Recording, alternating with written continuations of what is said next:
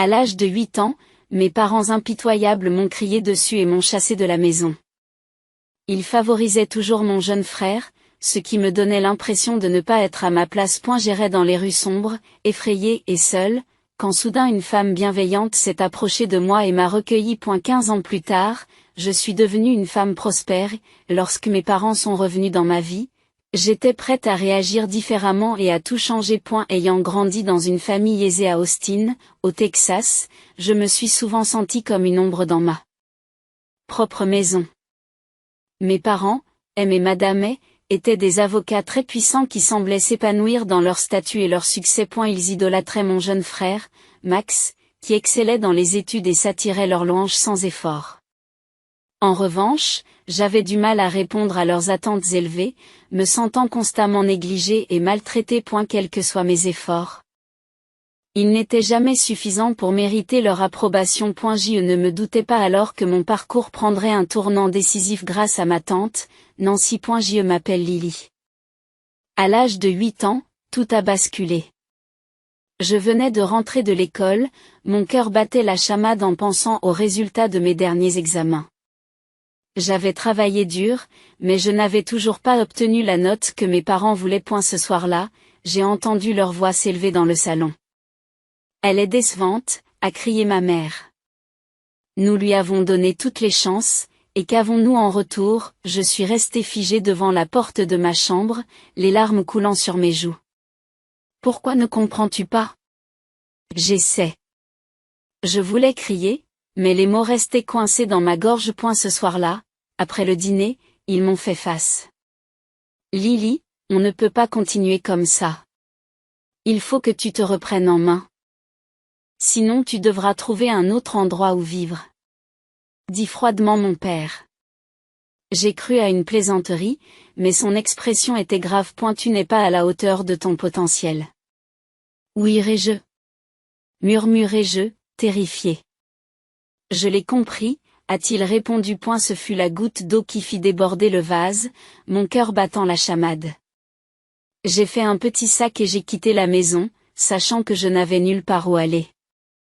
J'ai erré dans les rues d'Austin, me sentant perdue et effrayée. Les lumières vives de la ville étaient écrasantes, et les rires et les conversations résonnaient autour de moi.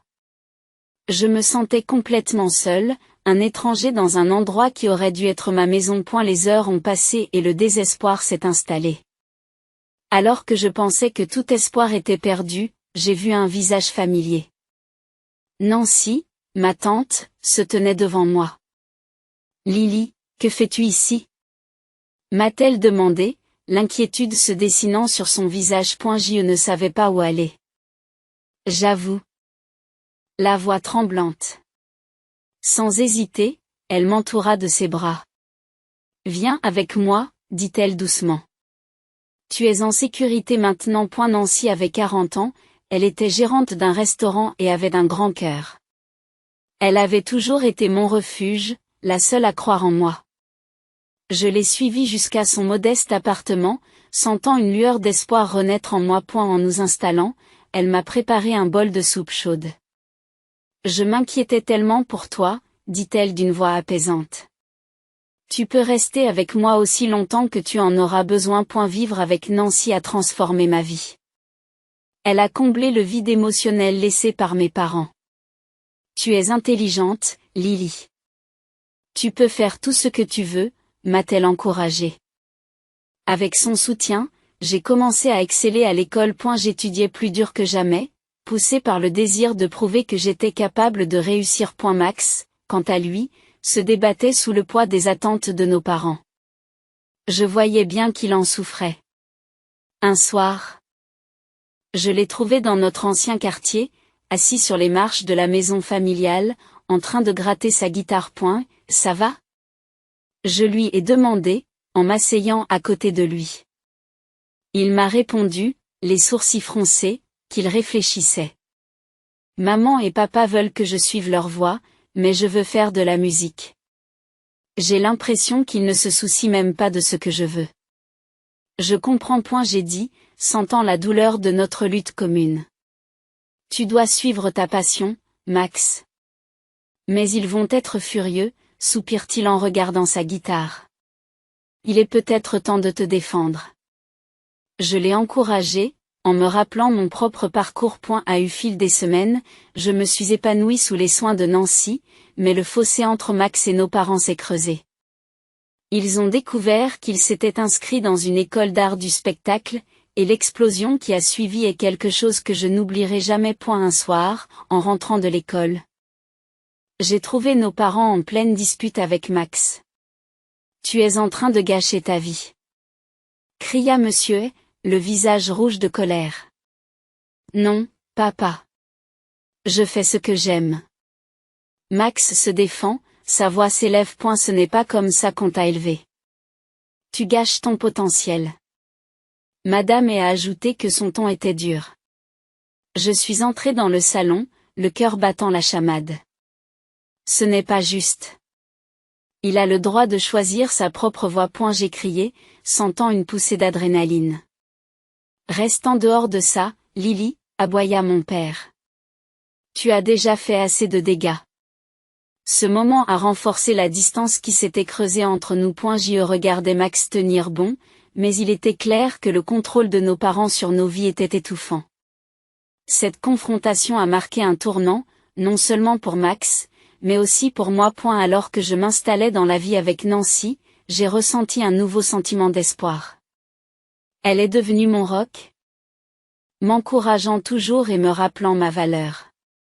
Son petit appartement était rempli de chaleur, de rire et de l'odeur des repas préparés à la maison. C'était un contraste saisissant avec l'environnement froid et exigeant que j'avais laissé derrière moi. Lily, tu seras médecin un jour.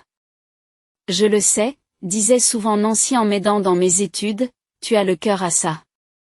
Sa confiance en moi a fait naître une flamme en moi.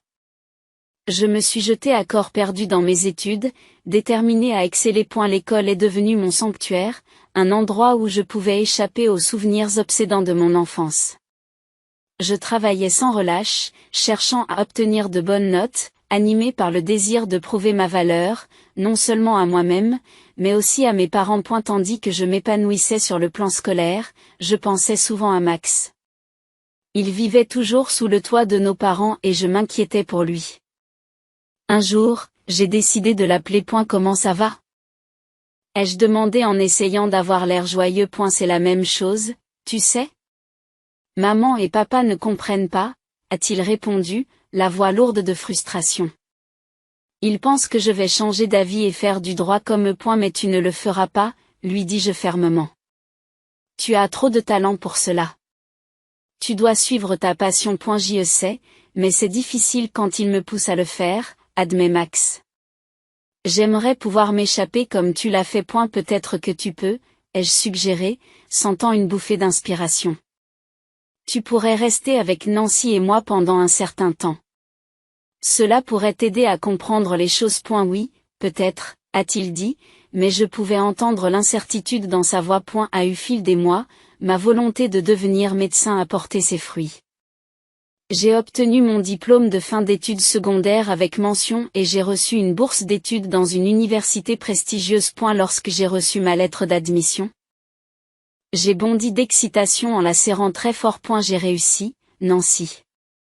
Je vais devenir médecin, me suis-je exclamé. Nancy m'a serré fort dans ses bras, des larmes de joie dans les yeux. J'ai toujours su que tu en étais capable, Lily. Tu le mérites. Mais la joie était teintée de crainte. Je savais que mes parents réagiraient probablement négativement à mes réalisations, comme ils l'avaient toujours fait. Lorsque je les ai appelés pour leur annoncer la nouvelle, leur réaction a été terne. C'est formidable, Lily, a dit mon père, mais son ton était plat. Mais n'oublie pas que les études de médecine sont difficiles. Tu dois être parfaite. Pourquoi ne peux-tu pas être fière d'elle ? Nancy s'est interposée, la frustration remontant à la surface. Elle a travaillé si dur pour cela. Le silence de mes parents était assourdissant. Ils étaient toujours coincés dans leurs vieilles habitudes, incapables de voir mes réalisations comme autre chose que des obligations à remplir. Cela m'a fait mal. Mais j'ai refusé de laisser leur déception éclipser ma joie. Lorsque j'ai commencé mes études, je me suis jetée à corps perdu dans mes cours. L'école de médecine était rigoureuse, mais je l'ai adorée.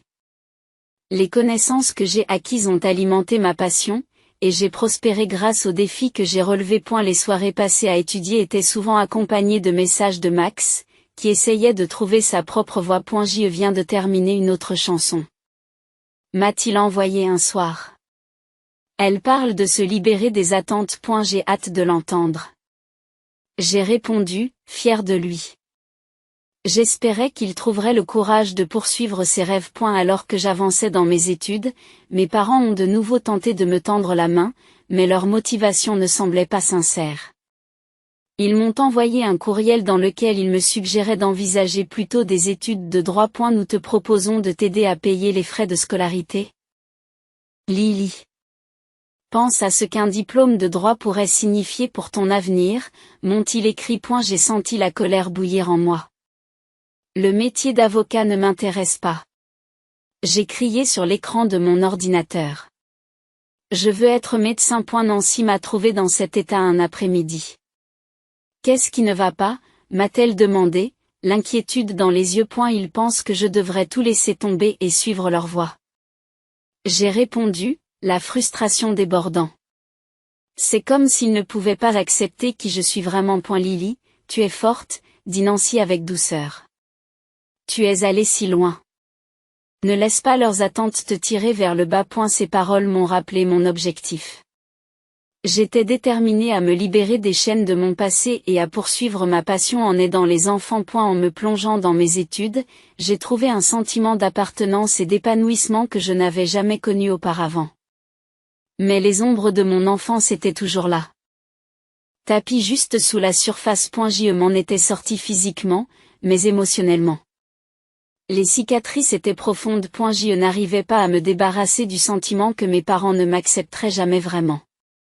Malgré cela, je suis allée de l'avant, poussée par l'amour et le soutien de Nancy et par mon désir de me créer un meilleur avenir. J'étais loin de me douter que la véritable épreuve était encore à venir et que la lutte pour l'acceptation deviendrait plus compliquée que je n'aurais jamais pu l'imaginer. En poursuivant mes études de médecine, j'ai eu l'impression de devenir enfin la personne que je devais être. J'avais un but, et ma passion pour l'aide aux enfants alimentait ma détermination. J'étais entourée d'amis qui partageaient mes rêves, et pour la première fois, j'ai ressenti un sentiment d'appartenance. Mais alors que je m'épanouissais dans ce nouveau monde, la présence de mes parents pesait sur moi comme un nuage sombre. Je recevais de temps en temps des courriels me rappelant leurs attentes et me suggérant d'envisager une carrière dans le droit. En lisant leurs mots, je sentais monter en moi la vieille colère, mais j'avais appris à compartimenter ces sentiments. Un soir, alors que j'étudiais pour un examen, mon téléphone a sonné. C'était un message de Max. On peut se parler? J'ai besoin d'éclaircir certaines choses. J'ai senti une vague d'inquiétude m'envahir. Bien sûr, viens. Répondis-je, désireuse de le soutenir. Lorsqu'il arriva, il avait l'air plus stressé que jamais. Je n'en peux plus, Lily. Maman et papa sont implacables, avoua-t-il en se passant une main dans les cheveux. Ils pensent que je gâche ma vie avec la musique. Tu sais que ce n'est pas vrai. Lui dis-je, en essayant de le rassurer. Tu as du talent et tu mérites de suivre ta passion. Je sais, mais à chaque fois que j'essaie de leur parler, c'est comme si je m'adressais à un mur. Dit-il, la frustration transparaissant dans sa voix. Ils ne comprennent pas. Pendant que nous parlions, je pouvais lire la lutte sur son visage. J'ai ressenti une profonde empathie pour lui. J'avais été confrontée au même combat et je savais à quel point je me sentais étouffée. Je lui ai suggéré qu'il était peut-être temps de leur tenir tête. Tu mérites d'être heureux. Max a hoché lentement la tête, mais je voyais bien qu'il hésitait encore. Je ne veux pas les perdre complètement. Parfois, il faut prendre position pour soi-même, répondis-je. J'ai dû faire la même chose. C'est difficile, mais tu t'en porteras mieux. Les jours se sont transformés en semaines, et tandis que je me plongeais dans mes études, la confrontation imminente avec mes parents planait dans l'air. Je savais qu'un jour ou l'autre, je devrais les affronter. Un soir, j'ai reçu un coup de téléphone de mes parents. Nous aimerions faire un dîner en famille. m'a dit ma mère. C'est important, et je n'ai pas l'estomac bien accroché. Bien sûr, ai-je répondu prudemment, ne sachant pas trop à quoi m'attendre. Le dîner a été fixé à quelques jours plus tard. À mesure que la date approchait, je ressentais un mélange d'anxiété et d'anticipation. Je voulais croire qu'ils étaient prêts à se réconcilier, mais une partie de moi se préparait à une nouvelle déception. Le jour venu, je suis arrivée tôt au restaurant. Je sentais mon cœur s'emballer en attendant leur arrivée. Lorsqu'ils sont entrés, M et Madame avaient l'air aussi imposants que d'habitude. Ils ont pris place et je pouvais sentir la tension dans l'air. Merci d'être venu, commença ma mère, la voix froide. Nous voulions parler de notre famille et de notre avenir. D'accord, dis-je en essayant de garder un ton neutre. J'ai réfléchi, dit monsieur et en se penchant en avant. À votre éducation et à votre avenir. Nous pensons qu'il est temps pour toi d'envisager des études de droit. Mon cœur s'est effondré. Je te l'ai déjà dit, papa, je veux être médecin. C'est ma passion, ai-je répondu fermement. Et la passion ne paie pas les factures, a-t-il répliqué, la frustration s'infiltrant dans son ton. Tu dois penser de manière pratique. Le sens pratique n'est pas tout. J'ai répliqué, sentant la colère monter en moi. J'ai travaillé si dur pour arriver là où je suis, et je ne te laisserai pas me pousser dans une carrière dont je ne veux pas. Et la tension dans le restaurant s'est accrue, les clients ont tourné la tête, attirés par notre échange. Lily, nous ne voulons que ton bien. Dit ma mère, la voix légèrement tremblante. Mais tu ne fais pas les bons choix. Non, tu n'écoutes pas. Tu n'as jamais écouté. J'ai crié.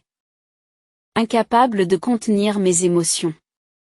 Tu as passé toute ma vie à me dicter ma valeur en fonction de mes notes et de mes résultats. J'en ai assez. Soudain, Max est entré dans le restaurant, sentant l'agitation. Il m'a aperçu et s'est précipité vers moi. Qu'est-ce qui se passe, demande-t-il, les yeux écarquillés par l'inquiétude. Juste une discussion de famille, dit monsieur et d'un ton dédaigneux, mais il était clair que la situation avait dégénéré. Famille, ça n'a pas l'air d'être de la famille, a répondu Max en jetant un regard à nos parents. Vous ne pouvez pas continuer à lui faire ça, à nous faire ça. Qu'est-ce que tu sais de la famille, réplique Madame et, la voix dure. Plus que vous ne le pensez, cria Max en se rapprochant de moi. Lily mérite d'être soutenue, pas d'être jugée. Nous le méritons tous les deux. À ce moment-là. Le barrage a cédé. Les émotions que j'avais refoulées pendant des années ont jailli. J'ai réalisé que j'avais passé beaucoup trop de temps à essayer de gagner leur amour et leur approbation, pour découvrir que leurs attentes ne seraient jamais suffisantes. J'en ai assez. J'ai crié, la voix tremblante. J'en ai assez d'essayer de vivre selon vos critères. Je suis enfin heureuse, et je refuse de vous laisser me priver de ce bonheur. Le restaurant s'est tué et j'ai senti tous les regards se poser sur nous. C'était un moment de vulnérabilité brute. Le poids de mon enfance, la douleur, le rejet, la lutte, ont été mis à nu pour que tout le monde puisse les voir. En regardant autour de moi. J'ai su que j'étais prête à me libérer du passé. Je me réappropriais enfin ma vie. Mais je sentais que cette confrontation n'était que le début d'une bataille bien plus importante. Le silence dans le restaurant était palpable. Mon cœur s'est emballé lorsque j'ai fait face à mes parents. La vérité de mes sentiments était mise à nu. Max se tenait à mes côtés, sa présence était un point d'ancrage réconfortant. Je pouvais voir le choc sur les visages de mes parents. Mais je ne reculais pas. Lily, ce n'est pas comme ça que tu dois nous parler, dit finalement mon père, la voix légèrement tremblante. Pourquoi ? J'ai répliqué, ma colère couvant toujours. J'ai passé toute ma vie à essayer de te plaire, et cela n'a fait qu'empirer mon état. Je ne suis pas une déception. Je fais ce que j'aime. Max se tourne vers eux, le regard féroce. Vous devez comprendre que nous pousser à faire des carrières que nous ne voulons pas. Ce n'est pas de l'amour. C'est du contrôle. Ma mère a eu l'air décontenancée, sa façade d'autorité s'est effondrée. Nous pensions faire ce qu'il y avait de mieux pour vous, dit-elle à voix basse, la blessure étant évidente dans sa voix. Le meilleur pour nous ? Ou le meilleur pour toi ? J'ai répliqué, sentant le poids de mes mots. Tu ne nous as jamais vus tels que nous sommes. Tu ne vois que tes attentes. À ce moment-là, j'ai senti un changement en moi. Je n'étais plus cette petite fille effrayée qui essayait de gagner l'amour de ses parents. J'étais une adulte, un médecin qui rêvait d'aider les autres. Et j'étais enfin prête à me défendre et à défendre Max. Ça suffit, ai-je dit fermement. Je ne te laisserai plus me dicter mon avenir. Je poursuis mon rêve de devenir pédiatre, et rien de ce que tu diras n'y changera rien. Les larmes ont coulé dans les yeux de ma mère qui semblait réaliser la profondeur de ses actes. Je voulais juste que vous ayez tous les deux un avenir sûr, dit-elle doucement. Je pensais que cela vous rendrait heureux. Maman, le bonheur n'est pas défini par un travail ou un titre, dit doucement Max. Il s'agit d'être fidèle à soi-même. Je veux faire de la musique et Lily veut aider les enfants. C'est ce qui nous rendra heureux. Le restaurant était toujours silencieux, et j'ai senti le poids du monde s'envoler de mes épaules. Pour la première fois, je pouvais respirer librement. J'avais dit ma vérité et je me sentais libérée. Peut-être nous sommes-nous trop concentrés sur nos propres définitions du succès, a admis Monsieur, la voix lourde de regret. Nous ne voulions pas vous repousser. Je pouvais voir la sincérité dans leurs yeux, mais je savais aussi que les mots ne suffiraient pas à guérir les blessures. Il me faudra du temps pour vous faire à nouveau confiance, ai-je dit d'une voix ferme. Mais je suis prête à essayer si tu le veux. Ma mère a hoché la tête avec un lourd soupir. Nous voulons te soutenir, Lily. Vraiment? Nous le voulons. Est-ce qu'on peut recommencer? Max et moi avons échangé un regard. Prenons les choses étape par étape, répondis-je prudemment. Nous avons beaucoup de choses à régler. En quittant le restaurant, je me suis sentie plus légère. La confrontation avait ouvert une porte, non seulement pour la guérison, mais aussi pour la compréhension. Mes parents commençaient enfin à comprendre l'importance de l'amour inconditionnel. Dans les semaines qui ont suivi, nous avons commencé à reconstruire notre relation. Cela n'a pas été facile. Les vieilles habitudes ont la vie dure. Mais mes parents se sont efforcés de me montrer leur soutien. Ils ont assisté aux événements organisés par l'école de médecine. Et pour la première fois, j'ai eu l'impression qu'ils essayaient vraiment de comprendre ma passion. Pendant ce temps, Max continuait à faire de la musique. Il jouait dans des concerts locaux, traçant lentement sa propre voie. J'admirais son courage et j'étais fière qu'il défende ses convictions. Finalement, Nancy, Max et moi avons décidé d'ouvrir ensemble un centre communautaire pour les enfants. Nous voulions créer un espace sûr où les enfants pourraient explorer leurs passions, tout comme nous nous étions battus pour les nôtres. Lors de l'inauguration du centre, entouré de visages souriants, j'ai ressenti un profond sentiment d'accomplissement.